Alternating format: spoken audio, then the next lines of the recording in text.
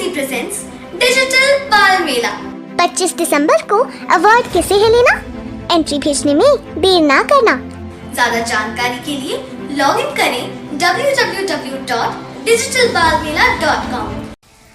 नमस्कार, आप देख रहे हैं राजस्थान 10 बजे और मैं हूं आपके साथ ज्योति पुष्पेंद्र सिंह। और चलिए शुरू करते हैं संभागवार बड़ी खबरों का सिलसिला। सबसे पहले बात करेंगे जयपुर संभाग की, जहां से बड़ी खबर बता रहे मेरे सहयोगी नरेश शर्मा। मुख्यमंत्री अशोक गहलोत ने आज बांसवाड़ा के गुरु गोविंद जनजातीय विश्वविद्यालय में महर्षि वाल्मीकि परीक्षा भवन और शोध अनुभाग का लोकार्पण किया। इस मौके पर विधानसभा अध्यक्ष डॉक्टर सीपी जोशी, मंत्री भंवर सिंह भाटी, अर्जुन बामणिया भी मौजूद थे। इसी के माध्यम से हुए इस लोकार्पण कार्यक्रम में मुख्यमंत्री अशोक गहलोत ने कहा कि कांग्रेस ने हमेशा शिक्षा को बढ़ावा दिया है। कांग्रेस के समय में ही कई विश्वविद्यालय की स्थापना हुई है, लेकिन पिछली भाजपा सरकार ने प्रदेश में 2 विश्वविद्यालय बंद कर दिए। देश में ऐसा उदाहरण पहले कभी नहीं देखा गया। मुख्यमंत्री ने कहा कि जब विश्वविद्यालय खुलता है तो फिर बंद नहीं होता, लेकिन भाजपा सरकार ने ऐसा क्यों किया, ये समझ के परे हैं। उन्होंने कहा कि आदिवासी इलाके में सरकार ने विकास के लिए कई अहम फैसले किए हैं और खासकर शिक्षा के विकास के लिए सरकार ने कोई कमी नहीं छोड़ी है। मुख्यमंत्री अशोक गहलोत ने विधानसभा अध्यक्ष डॉक्टर सीपी जोशी की मांग पर तुरंत फैसला करते हुए बांसवाड़ा के इंजीनियरिंग कॉलेज में IT बेस्ड लाइब्रेरी खोलने की घोषणा कर दी है।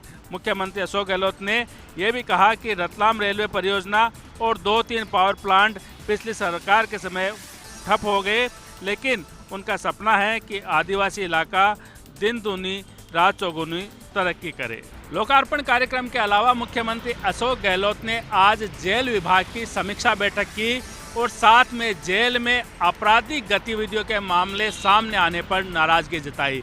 मुख्यमंत्री अशोक गहलोत ने कहा कि कैदियों के साथ मिलीभगत करने वाले जेल प्रहरियों और कार्मिकों पर कड़ी कार्रवाई की जाए और जेल की सुरक्षा व्यवस्था के पुख्ता प्रबंध किए जाए। जयपुर संभाग से एक और बड़ी खबर बता रहे हैं मेरे सहयोगी अश्विनी यादव। 3 किसान कानून वापस लेने की मांग को लेकर आंदोलनरत किसान शाहजहांपुर बॉर्डर पर भी पड़ाव पर हैं। दिल्ली के इस दक्षिण मोर्चे पर अब किसानों की संख्या में धीरे धीरे इजाफा हो रहा है। आज भी राजस्थान और हरियाणा के कई इलाकों से किसान यहां पहुंचे। नए टेंट लगा दिए गए और रात्रि में सर्दी से बचने के उपाय भी किए गए। बीती रात तेज़ ठंड और कोहरे के कारण किसानों को समस्या का सामना करना पड़ा था। उसके बाद किसानों ने आज ये बदलाव किया। आज दिन में रेवाड़ी से बार एसोसिएशन के सदस्यों ने भी पड़ाव स्थल पर पहुंचकर किसानों को अपना समर्थन दिया। सर्दी के कारण परेशान किसान हैं तो बॉर्डर के उधर जवान भी परेशान हैं। रात भर हरियाणा पुलिस और CRPF के जवान अलाव के सहारे रात बिताते हैं। प्रधानमंत्री की ओर से आए बयान को लेकर किसानों में थोड़ा रोष है कि दिल्ली के आसपास कुछ किसानों को बरगलाया जा रहा है। योगेंद्र यादव ने बयान दिया है कि प्रधानमंत्री सच कह रहे हैं, लेकिन बरगलाने का काम केंद्र की सरकार कर रही है। योगेंद्र यादव ने हरियाणा सरकार पर भी केंद्र सरकार का एजेंट बनने का आरोप लगाया और कहा कि वो दिल्ली जाना चाहते हैं तो हरियाणा सरकार बाधा क्यों डाल रही है। आज दिल्ली में कृषि मंत्री नरेंद्र तोमर ने भी कुछ किसान नेताओं से बातचीत की। उन्हें योगेंद्र यादव और दूसरे नेताओं ने कहा कि वो तथाकथित किसान हैं और उन्हें पड़ोसी भी नहीं जानता। केंद्र सरकार की तिकड़म की राजनीति सफल नहीं होगी। अब बात करेंगे जोधपुर संभाग की, जहां से बड़ी खबर बता रहे मेरे सहयोगी राजीव गौड़। जोधपुर जिले में आने वाले बिलाड़ा और पिपाड़ में पिछले दिनों नगरपालिका चुनाव संपन्न हुए। बिलाड़ा में भाजपा का कब्जा रहा तो वहीं पिपाड़ में कांग्रेस ने बोर्ड बनाने के लिए जो कोशिश की उसमें कामयाबी मिली है। 17 साल बाद पिपाड़ में जिस तरीके से कांग्रेस का बोर्ड बनने जा रहा है, उसका जो दायित्व निभाया पर्यवेक्षक शिवकरण सैनी उनकी टीम ने, उसी के चलते 21 जो पार्षद जीत करके आए उनकी बाड़ेबंदी आज जोधपुर में की गई और जिस तरीके से सर्वसम्मति से शंभू देवी के नाम पर मोहर लगी और उसके बाद उन्होंने अध्यक्ष के लिए अपना नामांकन दाखिल कर दिया। इसी बीच जोधपुर से अब सभी पार्षदों को बाड़ेबंदी से जैसलमेर ले जाया गया है, जहां पर वहां उनको 20 तारीख तक रखा जाएगा और 21 तारीख को सुबह नामांकन करने के लिए, अध्यक्ष का चुनाव करने के लिए सभी पिपाड़ पहुंचेंगे। इस बीच खबर ये आई है कि वार्ड 23 की पार्षद लक्ष्मी कछवा ने इस्तीफा दे दिया है। वे भी इसकी प्रबल दावेदार मानी जा रही थी। तो मिलाकर देखें तो कांग्रेस के पिपार पर्यवेक्षक शिवकरण सैनी से जिस तरीके से कांग्रेस पर्यवेक्षक संजय बाफना, पूर्व सांसद बद्रीराम जाखड़, पूर्व देहात कांग्रेस अध्यक्ष श्रीलाल मेघवाल ने डिस्कस किया, सभी पार्षदों से आम सहमति बनने के बाद शंभू देवी के नाम पर मुहर लगी है। अब देखने वाली बात है कि इस बाड़ेबंदी के दौरान कुछ ऊपर नीचे नहीं हो जाए, लिहाजा सावधानी से कदम उठाए जा रहे हैं और निर्वाचन हो जाएगा अच्छे तरीके से, तब पता लगेगा कि शांति से ये चुनाव संपन्न हो गए हैं। अब बात करेंगे बीकानेर संभाग की, जहां से बड़ी खबर बता रहे मेरे सहयोगी संजय पारेख। बीकानेर में आज 7वीं राजस्थान एनसीसी बटालियन की डूंगर कॉलेज एनसीसी इकाई द्वारा छात्रा एनसीसी कैडेट्स भर्ती का आयोजन हुआ। कॉलेज के खेल मैदान में आयोजित इस गर्ल्स एनसीसी कैडेट्स भर्ती के दौरान कॉलेज की छात्राओं ने एनसीसी कैडेट्स बनने के लिए अपना दमखम दिखाया। इस दौरान कॉलेज छात्राओं का शारीरिक दक्षता परीक्षण किया गया। इस दौरान कॉलेज छात्राओं की दौड़, पुशअप सहित विभिन्न शारीरिक गतिविधियों का आयोजन हुआ। एनसीसी कैडेट्स के लिए लिखित परीक्षा भी आयोजित हुई। इन सभी गतिविधियों में और मापदंडों में खरी उतरने वाली छात्राओं को एनसीसी कैडेट्स के लिए चयनित किया गया। कॉलेज के एनसीसी अधिकारी कैप्टन राजेंद्र राजपुरोहित ने बताया कि एनसीसी कैडेट्स के लिए भर्ती इन कॉलेज छात्राओं को 3 साल तक एनसीसी का प्रशिक्षण दिया जाएगा। उन्होंने बताया कि एनसीसी का उद्देश्य है कि इन छात्राओं में देश सेवा के प्रति भावना जागृत हो और देश प्रेम का जज्बा इनमें विकसित हो, इसलिए एनसीसी का प्रशिक्षण इन छात्राओं को दिया जाएगा। अब रुक करेंगे भरतपुर संभाग का, जहां से बड़ी खबर बता रहे मेरे सहयोगी रवि कटारा। भरतपुर संभाग में हो रहे नगर निकाय चुनाव को लेकर आज करौली, हिंडौन, सवाई माधोपुर और धौलपुर नगर परिषद वहीं 11 नगर पालिकाओं के अध्यक्ष पद हेतु आज दाखिल किए गए नामांकन पत्र। नगर निकाय चुनाव में आज सवाई माधोपुर नगर परिषद में 3 प्रत्याशियों ने नामांकन दाखिल किए। बीजेपी से हाइब्रिड मॉडल के तहत हारे हुए पार्षद प्रत्याशी ओम प्रकाश ने, तो वहीं कांग्रेस के बिमल महावर और निर्दलीय योगेंद्र ने नामांकन भरा। करौली में नगर परिषद में 4 नामांकन दाखिल हुए। करौली में भी लीला देवी ने हाइब्रिड मॉडल के तहत नामांकन दाखिल किया। धौलपुर नगर परिषद में बीजेपी की ओर से सोनम गर्ग, कांग्रेस की ओर से रेखा यादव और 2 अन्य निर्दलीय उम्मीदवारों ने नामांकन दाखिल किए। धौलपुर नगर परिषद में भाजपा की सोनम गर्ग और निर्दलीय प्रत्याशी खुशबू सिंह के बीच टक्कर मानी जा रही है। वहीं भरतपुर जिले की 8 नगर पालिकाओं में अध्यक्ष पद के लिए कांग्रेस और बीजेपी के साथ ही निर्दलीय उम्मीदवारों ने भी नामांकन दाखिल किए। भरतपुर की डीग नगर पालिका में सिर्फ एक ही नामांकन दाखिल होने की वजह से कांग्रेस प्रत्याशी निरंजन टकसालिया को निर्विरोध अध्यक्ष चुना गया है।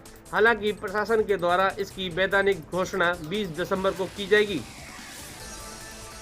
वहीं उदयपुर संभाग की बड़ी खबर बता रहे बांसवाड़ा से मेरे सहयोगी अनुपम दीक्षित।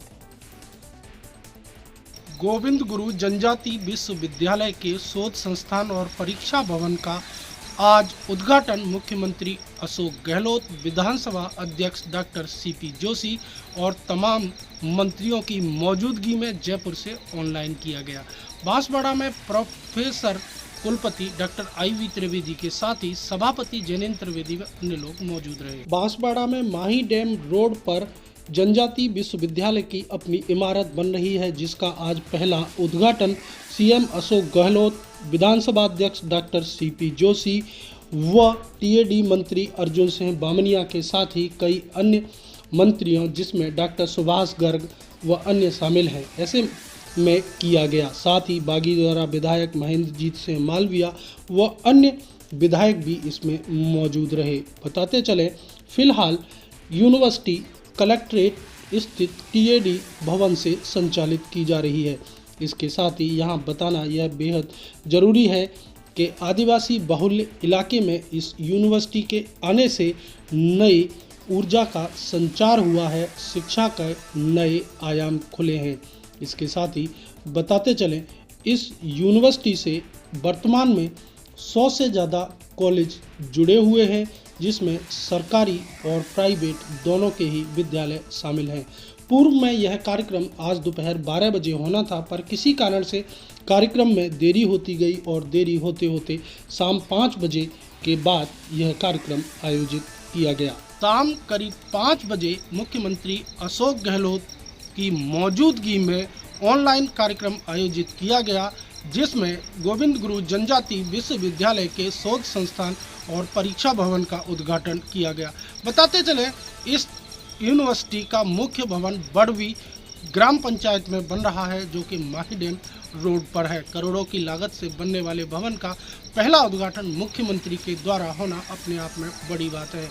वहीं कुलपति डॉक्टर प्रोफेसर IV त्रिवेदी का कहना है, यह विश्वविद्यालय पूरे जनजाति क्षेत्र में नई इबारत लिखेगा। बता दें, अब तक गोविंद गुरु जनजाति विश्वविद्यालय से बांसवाड़ा, डूंगरपुर, प्रतापगढ़ 3 जिलों के 100 से ज़्यादा सरकारी और निजी कॉलेज जुड़ चुके हैं।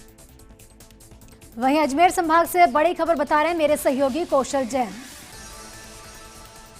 कांग्रेस सेवा दल के 2 दिवसीय राष्ट्रीय अधिवेशन में जन सेवा समिति निर्माण सहित कई मुद्दों पर हुआ मंथन। तो वहीं सेवा दल के राष्ट्रीय मुख्य संगठक ने किसान आंदोलन के मुद्दे पर केंद्र की भारतीय जनता पार्टी सरकार को जमकर लिया आड़े हाथों। कांग्रेस के अग्रिम संगठन सेवा दल का 2 दिवसीय राष्ट्रीय अधिवेशन अजमेर में शुरू हुआ। संगठन के राष्ट्रीय नेतृत्व ने जहां वर्तमान हालात पर चिंता जताई, तो वहीं कहीं न कहीं किसान आंदोलन भी चर्चा का मुद्दा बना। राष्ट्रीय मुख्य संगठक लालजी देसाई ने कहा कि अब देश में होने वाले चुनाव जनता से जुड़े मुद्दों पर लड़े जाएंगे। पाकिस्तान, चीन सहित आतंकवाद, खालिस्तान जैसे अंतर्राष्ट्रीय मुद्दों को छोड़ जनता अब बेरोजगारी, भूख और जनता से जुड़े मुद्दों पर करेगी सरकार के भविष्य का फैसला। 2 दिन चलने वाले इस अधिवेशन का कल होगा समापन और संगठन को मजबूत करने पर होगा मंथन। सेवा दल के इस 2 दिवसीय अधिवेशन में कांग्रेस के राष्ट्रीय नेतृत्व का संदेश भी पहुंचाया गया कार्यकर्ताओं के बीच। तो अब देखना यह होगा कि संगठन को किस तरह की दी जाएगी जिम्मेदारी और किस तरह निभाएगा संगठन अपनी जिम्मेदारियों को। अब रुक करेंगे कोटा संभाग का, जहां से बड़ी खबर बता रहे हैं मेरे सहयोगी भावर चारण। कोटा के जेके लॉन मातृ शिशु चिकित्सालय में नवजातों की मौतों के मामले में आखिर 5 दिन के बाद बड़ा एक्शन। राज्य सरकार ने अस्पताल अधीक्षक पद से हटाया डॉक्टर SC दुलारा को और इसके साथ ही फॉरेंसिक मेडिसिन विभाग के HOD डॉक्टर अशोक मुंद्रा को सौंपी गई जेके लॉन अस्पताल अधीक्षक की कमान। करीब साल भर पहले इसी तरह से और इसी महीने में अस्पताल में एक साथ कई नवजातों की मौतों के मामले सामने आए थे और तब सरकार ने तत्कालीन अधीक्षक डॉक्टर HL मीणा को हटाकर डॉक्टर दुलारा को अस्पताल अधीक्षक की कमान सौंपी थी, लेकिन शायद साल भर में दुलारा डिलीवर कर पाने में नाकाम रहे। इसके साथ ही साथ अस्पताल के HOD शिशु रोग विभाग डॉक्टर अमृतलाल बेरवा पर भी गाज गिरी है और डॉक्टर बेरवा को हटाकर उनके स्थान पर डॉक्टर अमृता अयंगर को अस्पताल की नई HOD पीडियाट्रिक्स बनाया गया है। इसके साथ ही नए अस्पताल अधीक्षक डॉक्टर मुंद्रा ने मेडिकल कॉलेज प्रिंसिपल डॉक्टर विजय सरदाना से मुलाकात की है और उन्होंने आज ही अपना पदभार ग्रहण कर लिया है। उन्होंने कहा कि सभी के साथ समन्वय बिठाकर अस्पताल के हालात बेहतर करने की कोशिश करेंगे। इस बीच नवजातों की मौतों के मामले को लेकर के राज्य सरकार की तरफ से गठित कमेटी ने भी अपनी रिपोर्ट सौंप दी है। जेके लॉन अस्पताल प्रबंधन को करीब क्लीन चिट देते हुए कमेटी इस निष्कर्ष पर पहुंची है कि बीते कुछ दिनों में जिन कुछ घंटों में नवजातों की मौतें यहाँ पर हुई थी, उनकी हालत इतनी क्रिटिकल थी कि उनको बचाना मुमकिन ही नहीं था।